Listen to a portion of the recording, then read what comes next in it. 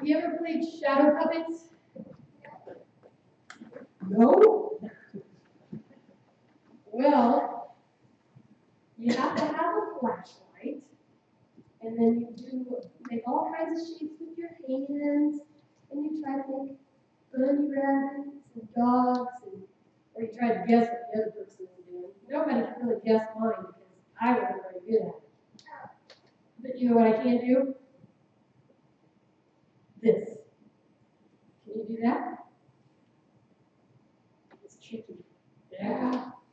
And then you want to you got to hold your fingers in to the point, and your thumbs down, and then what is that? A cookie. You're right. It's a Valentine cookie.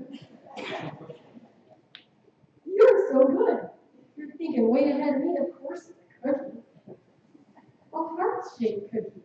And then if you want to get tricky about it, you see like people who can post these pictures and their friend pictures, and one friend has their side, the other friend has this side, standing side by side, up in the air, and they get a nice little picture, or like the sun setting. And you can get some really good pictures doing that. So really, that's the only shadow puppet I'm good at. I can only do that one. It's not really a puppet, is it? But it's a shadow picture. And those are fun. So you should try those. The shadow pictures. It's great. But the one about the heart, when we do the heart, we're like, oh, that's so nice. It means love. And we love, and we love to be lovely to our lovely friends, right? And then everything's great. Until you run into the unlovely. Mm-hmm. Yep, they're usually driving cars.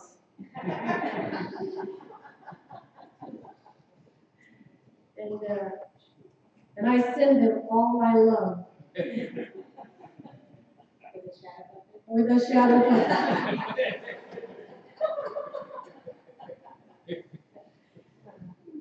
Now I'm going to remember that. Because it's easy for us to love when we're around people who love us. That's the easy part.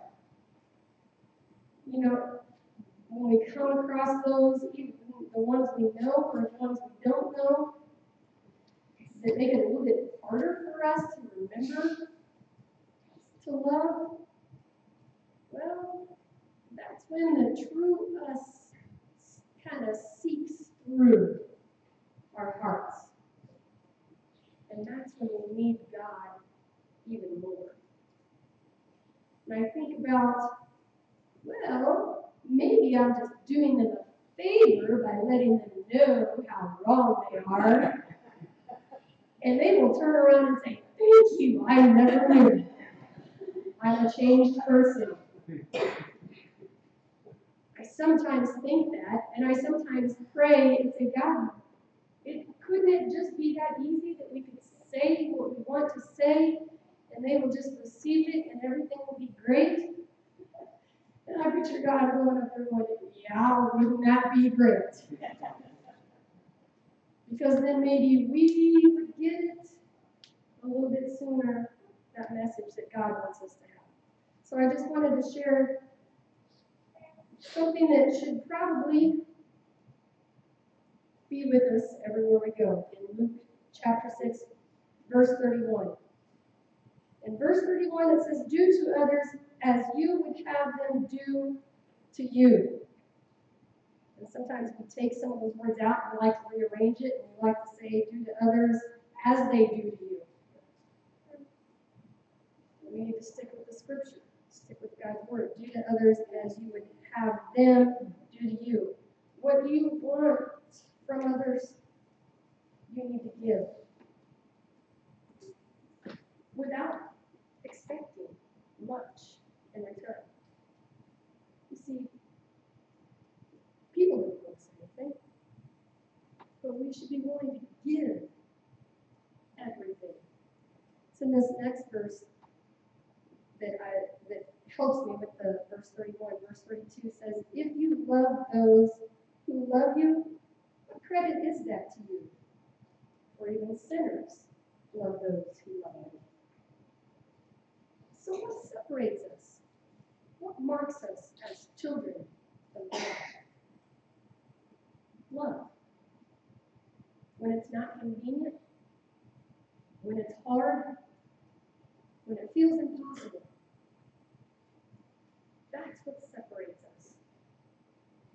That's what will draw people to God. When we can really love. Will you pray with me?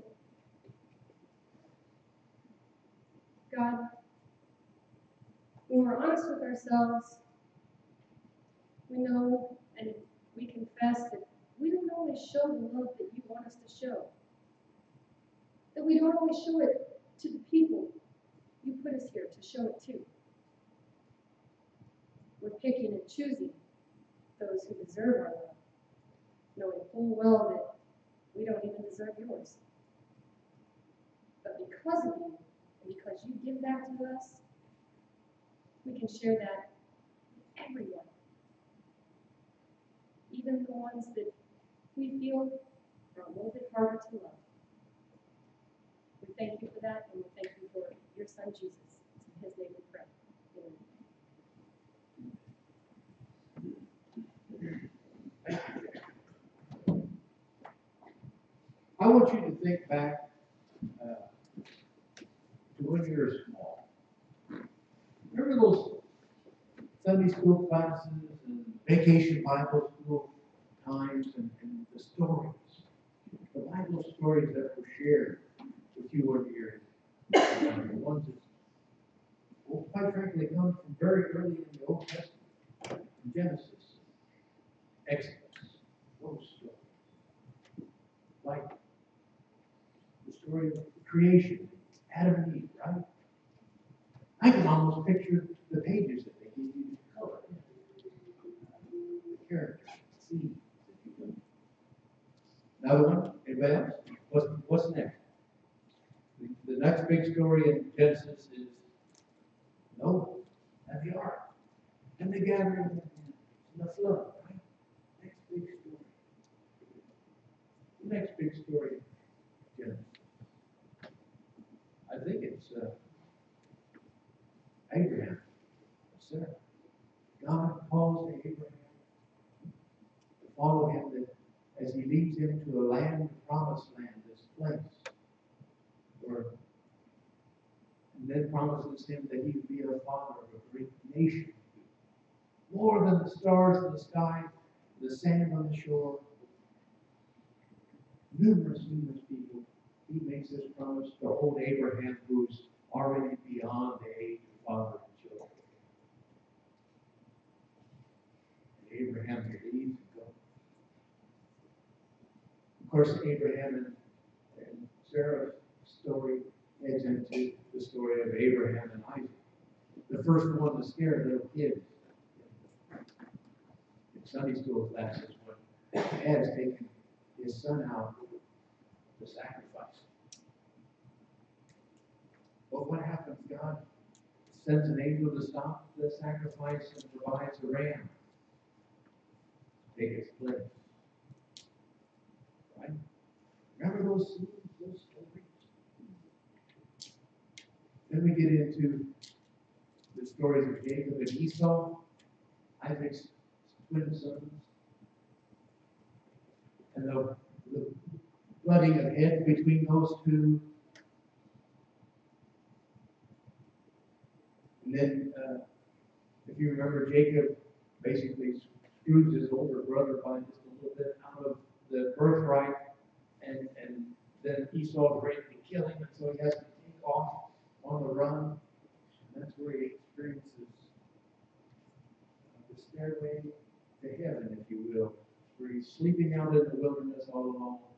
And he has this vision of God, this stairway of angels going up and down from heaven to earth, right there where he was. He realizes that there's more to the story than just him. His sneaky way. Right?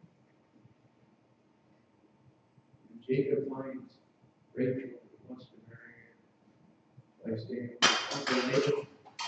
Laban is the first one to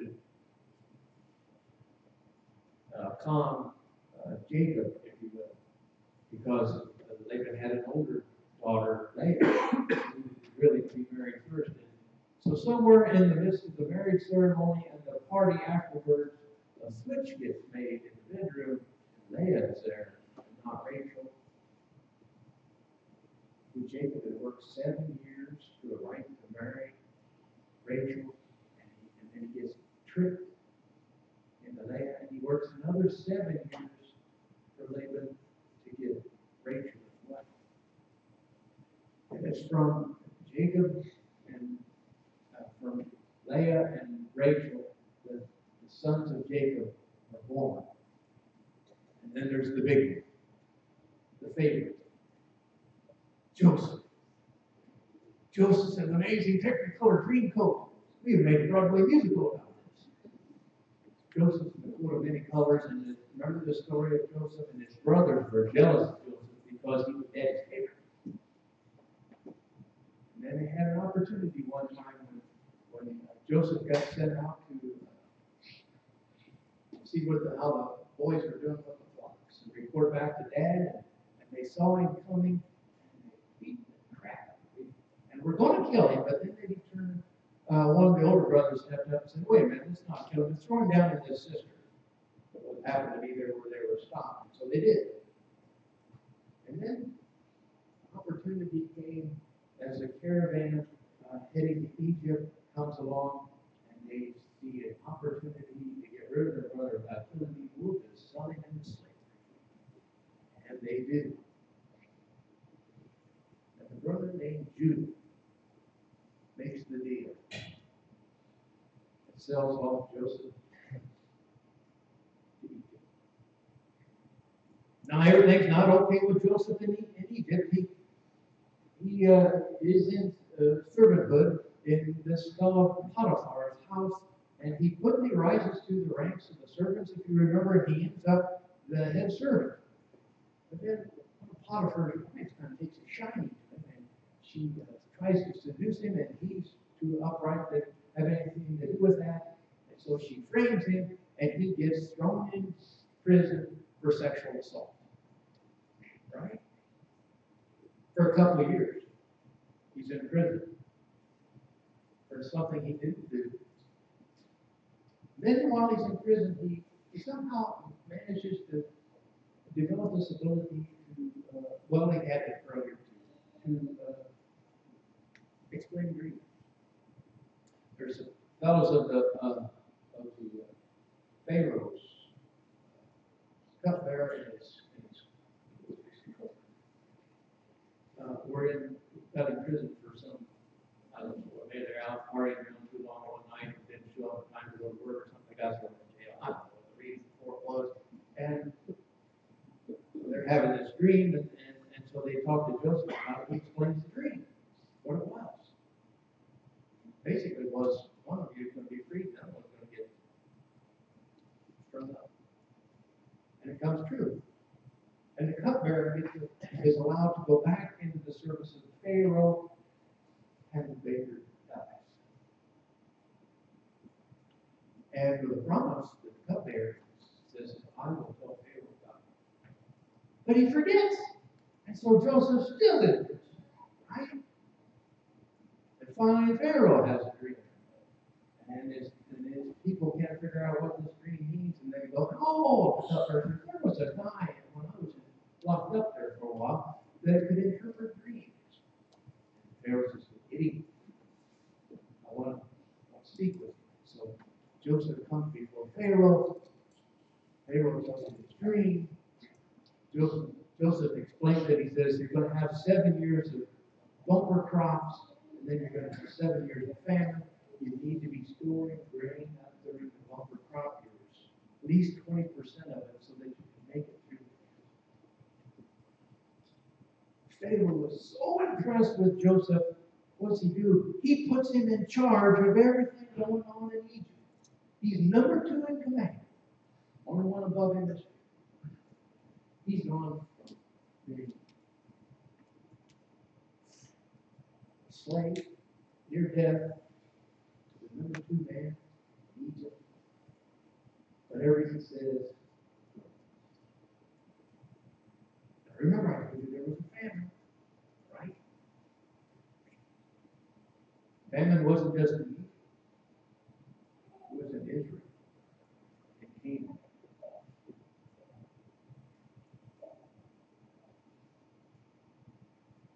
Jacob and his boys have run out. So he sends a group of his sons, 10 of them,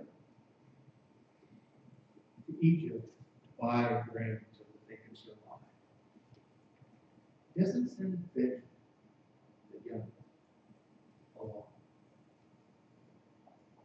And who do these come up to face? But Joseph. But Joseph doesn't tell them who he is. He sort of plays quiet in the deal. He speaks like he can only speak Egyptian. He doesn't speak Hebrew to them. And they make a deal to provide food for him. First he calls them, we have a bunch of spies coming in here, trying to sneak around and find out what's going on in Egypt. We're up to no good. No, we got money. We want to buy some grain and work with this drought's affecting us. And so he tells them to fill the sacks for these guys. Actually throws them in jail for a few days too, just as he could. And then he fills the sacks. And he tells the guys that they're filling the bags. And in the mouth of the sack, put the silver back in there that they brought. And so the guys are off and go with their bags. He said, all of them but one. Simeon. Simeon had to stay behind. Because Joseph said, the only way that I can know that you guys aren't just messing with me is I got to see the other brother that you say is back at home with your dad. You bring the younger brother to me, and I'll let your older brother go home. So 9 of them go back with the wheat, with the silver. You can't believe the silver's back in the bags. That's not right. We've been set up. Something's going on here. Go back and they tell Jacob what's happening. And they said, we got to take Benjamin back up there to get Simeon out of jail. And he goes, no, I said, I've already lost 2 boys. That being, he thinks Joseph, now Simeon, he said, I'm not losing another. So they don't go until those bags of grain are used up. They're gone. They're hungry. Now he's forced his hand. They got to go back. And so they go back again, this time with Benjamin, and with the silver ×2, because they want to pay for that first bunch of wheat. They go back with Benjamin, before Joseph, wanting to buy grain. And Joseph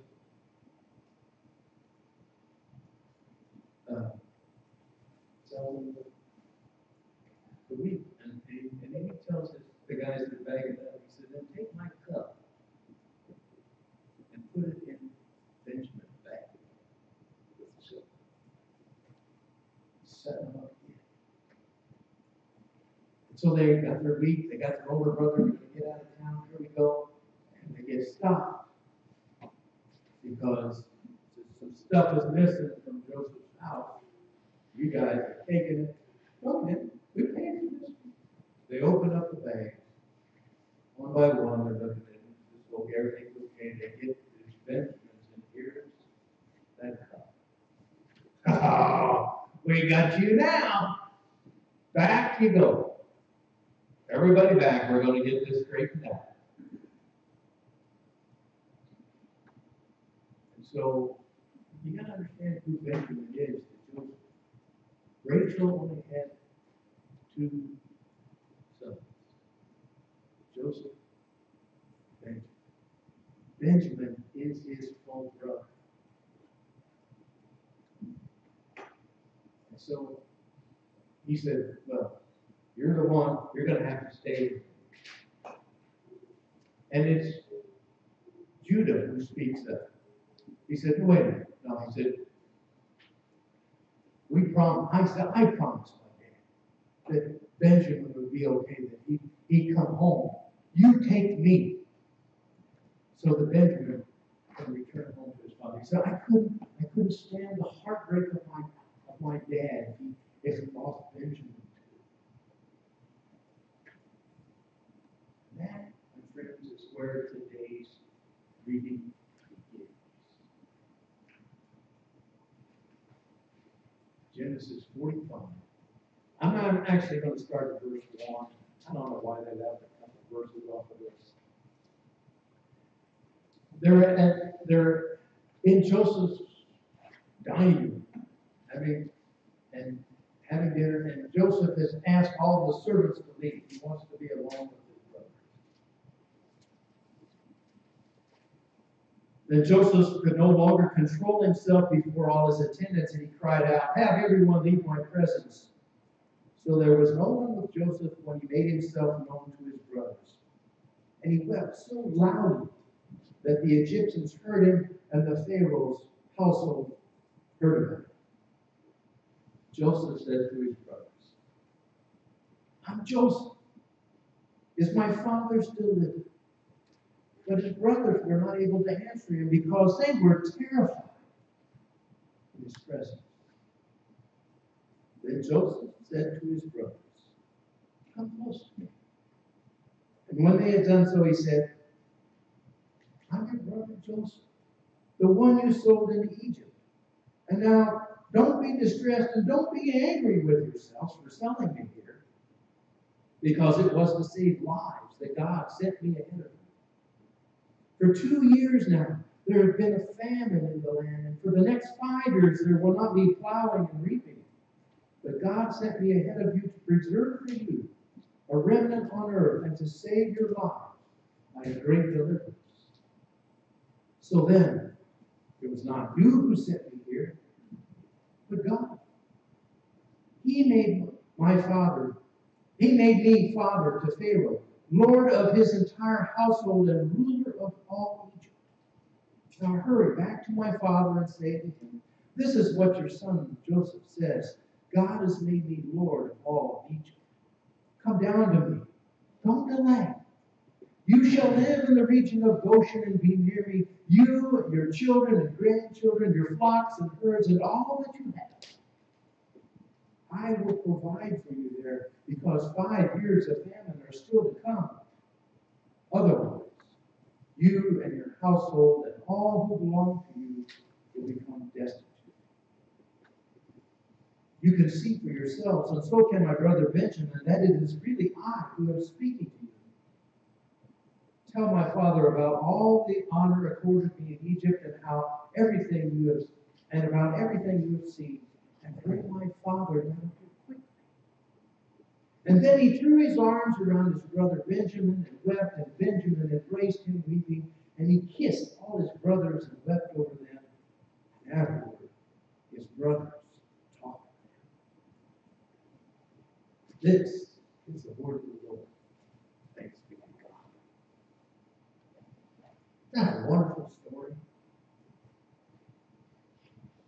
I'm intrigued by that notion that Joseph wailed, cried so loudly that the whole palace could hear.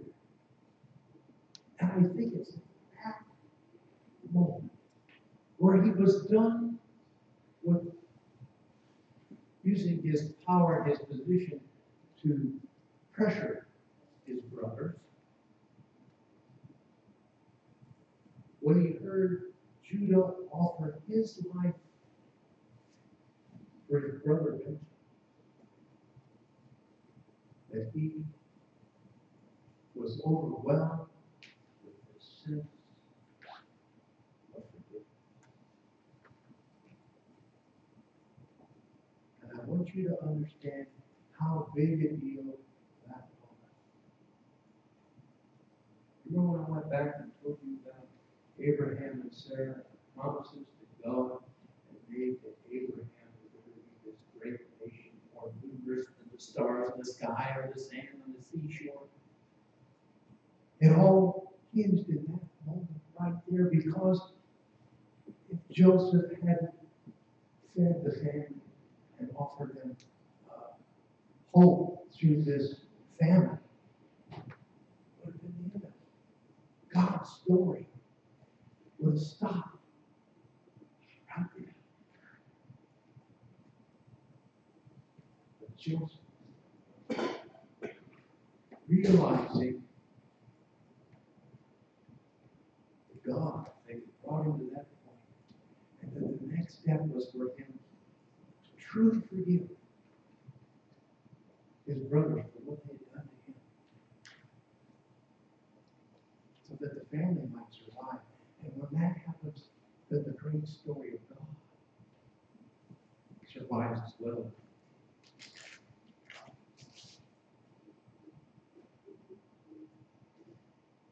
He tells his brothers that sets them up for this great story of deliverance. But that story of deliverance was right there in that moment as well. Because without it, there would be no family of Jacob, the houses of Israel in Goshen, this northern part of Egypt, this fertile area, to where they multiplied into thousands upon thousands. There would be no stories of Moses and the deliverance. Like for this. Now, my point of this is, in our stories, God is at work in our lives as well, my friends. Preparing us, molding us, shaping us for those points in our lives where we make a difference. For the story of God's love continues into our world. Through us, through what we do. Joseph didn't have it easy, did he? He'd been enslaved, he'd been in prison. He had it pretty rough for a long time. And it's in those moments, I think, that God was at work in his life, molding for God's purpose. The same is true in our lives. We're on this journey through life and through that where our faith is being matured. And God, I'm convinced, is preparing us for his purposes to make a difference for the kingdom. And it might be in just how we share our story of our faith with another. Did you hear the words of the song of the choir? Go and share the story with all people, all nations, and know that I'll always be with you, and my love is with you to the end. Not be afraid. Trust what God is doing. It is the intentions of God to move through us to pave the way to life eternal. Friend, we're on that journey. Somewhere along the way, opportunities will present themselves. But we have a choice to follow as God leads us to forgive, to bless, and to apply, just as Joseph. Wow. To that I say, hallelujah.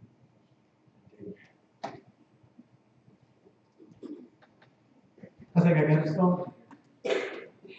Jan's making her way up here. Yeah,